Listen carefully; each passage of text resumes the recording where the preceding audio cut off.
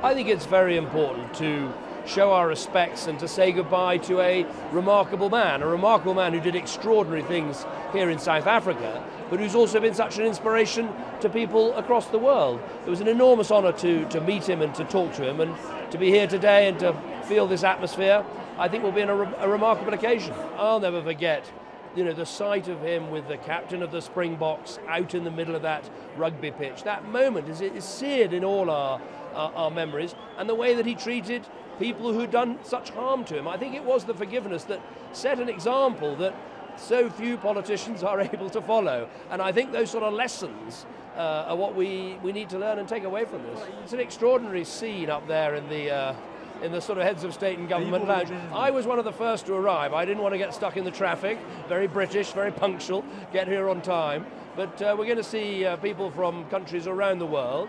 I think some very interesting speeches out here from leaders from China, America, and obviously the President of South Africa. But it'll be very interesting meeting other heads of state and government. A lot of other business will be done, I suspect. A lot of other meetings and a lot of other diplomacy will be going on up there.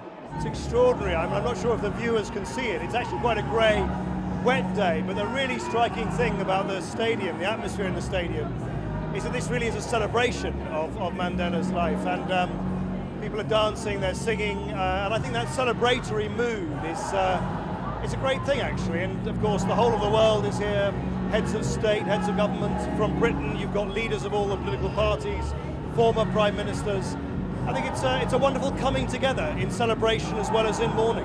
I never met him, but I think for everyone of my generation, there were two huge events that defined our understanding of the modern world. One was the collapse of the Berlin Wall and all the change that brought about, and the second one was Nelson Mandela's transformative effect on his own country, giving birth to the Rainbow Nation, but also giving such a sense of optimism that change is possible with real will and real optimism. And I think those two things have very much left their imprint on everybody across all continents, but perhaps most especially on the younger generation of political leaders across the world today. What's so unusual about him is that while he was a politician, and people forget, I mean, he was an icon, but he was actually also a politician to his fingertips.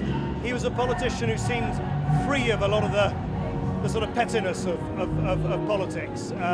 He was able to kind of, rise above things in a way that has, of course, reached out to so many millions of people. He had this message which crossed continents and crossed communities. But he also seemed to have this character, this nature, this very forgiving nature, this very dignified nature, which kind of defied definition as well.